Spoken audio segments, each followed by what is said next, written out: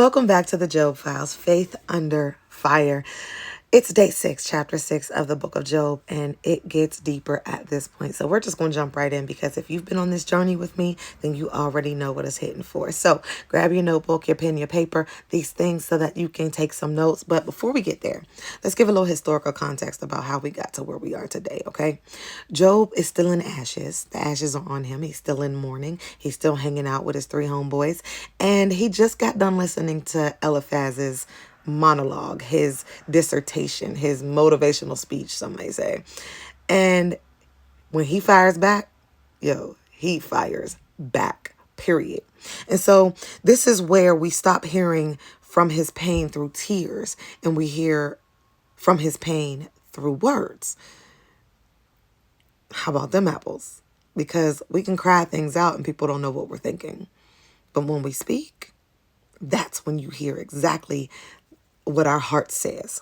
And so Job doesn't sugarcoat anything. He lays it all out there. The grief, the confusion, the pain, even the moments where he wishes life would just stop.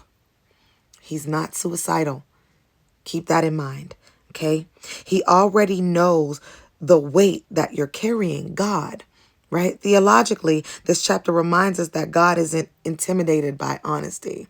He knows what we're carrying. He knows the weight. He knows that it's heavy. He knows that it hurts. And it's okay to be honest. So let's jump right into chapter 6. Okay, I got my notes because you already know I don't want to miss a thing. And so here's what's happening in chapter 6.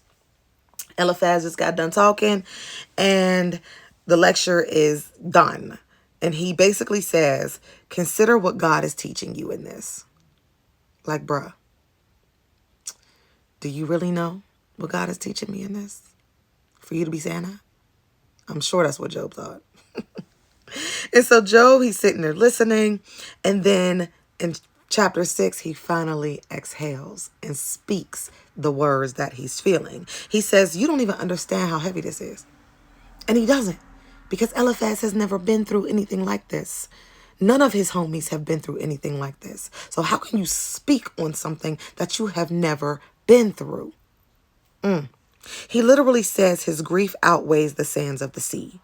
It translates into, if my pain had a measurement, nobody could lift it. That's how heavy this thing is on him. Imagine losing everything and how heavy that would be. Because if you've ever lost a job, that was heavy. So Job is overwhelmed. He's exhausted. He's feeling like he's been forgotten, like God is not hearing him, like God has left him at this point. And so Job expresses the desire for relief, even if the relief means death. Like I stated before, he's not suicidal. He's just tired. He lost everything. His wife lost everything. The kids are gone, lifestyle gone, all gone. They lived a certain way and now they can't live that way no more. The 10 children that they had, they don't have them anymore. There's no legacy, nothing, gone, right?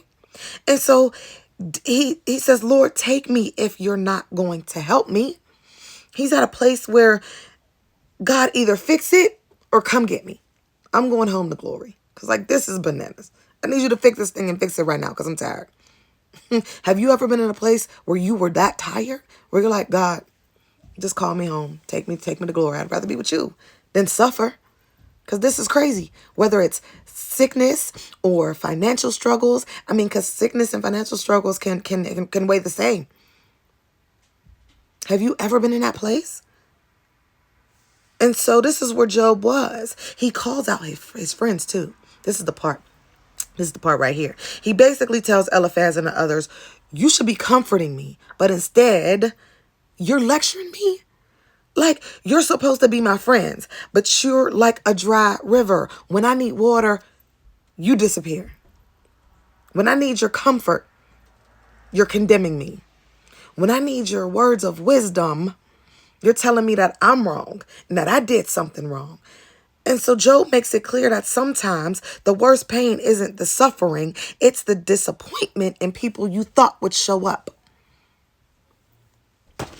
Have you ever been disappointed by somebody in your life that you just knew would show up when you needed them the most and they didn't? My God. Job says, before you judge me, look at my situation.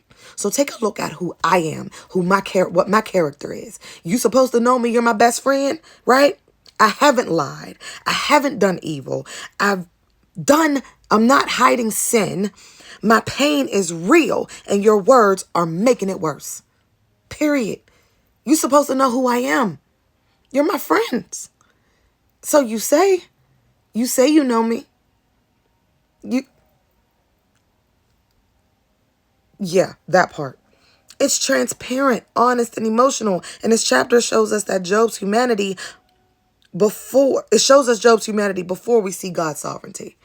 We're going to get there because God is sovereign. So go ahead, grab your notes. Grab your pen and paper. Okay, take some notes on chapter 6. Number 1, real pain has a voice. God doesn't rebuke Job for expressing sorrow. He rebukes his friends for misrepresenting him, though. Right? And it's okay to tell God I'm hurting. God, I'm tired. God, why am I going through this? Did you leave me? Can you hear me? Did you forget me? Like, you let all this happen. Honesty is not rebellion. It's relationship. You need to be honest with God. You need to be honest with yourself. And you need to be honest with the people who claim that they love you. That's true relationship. Number 2, friends can fail you. God won't.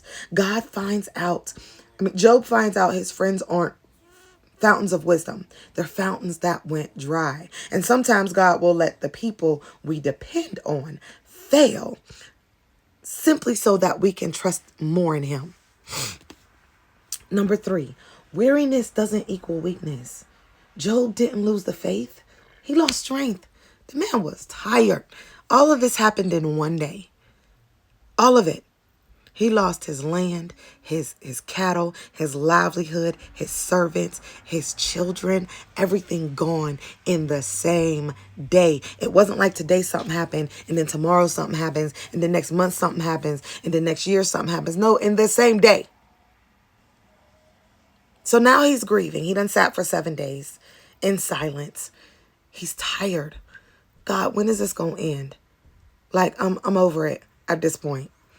And so today, many of us look like Job, still praying, still fasting, still worshiping, still showing up, even though we're hurting. And God sees it. He has not forgotten about you. And number 4, everybody doesn't get to speak on your situation. Just because someone has a Bible verse doesn't mean they have revelation. Listen, folks know the word. They can pull the word out like nobody's business. But did they actually take time with God? Seek his face. Ask him for wisdom. Ask him for what to say to you in regards to what's going on. And then listen so that they can give you words of wisdom, words of encouragement. Revelation. That part. So here's the deal, y'all. Be honest with God. Stop trying to be strong when you're breaking. Job teaches us that God honors honesty more than performance. Number 2, check your circle. When you're hurting, some people will bring comfort and others will bring confusion. Discern the difference, y'all. Number 3, don't let people misinterpret your pain. Job shows us we don't have to justify ourselves to people who don't want to understand what we're going through. If God knows your heart, that's enough. You don't need nothing else. Give yourself permission to rest, Letitia. Job was emotionally and physically exhausted. We're human. It's okay to rest. It's all right. God rested on the 7th day of creation. Okay? So listen. Couple questions for you. What part of Job's pain do you relate to the most right now? Okay? Have you ever felt misunderstood by people closest to you? What honesty do you need to bring to God today? And which dry river friends do you need to stop depending on? That's the end of chapter 6, y'all. I want you to reflect on those questions, write them down, hit the rewind button, and write down the answers. Really meditate on it. and watch God do some things. I'll see you tomorrow for chapter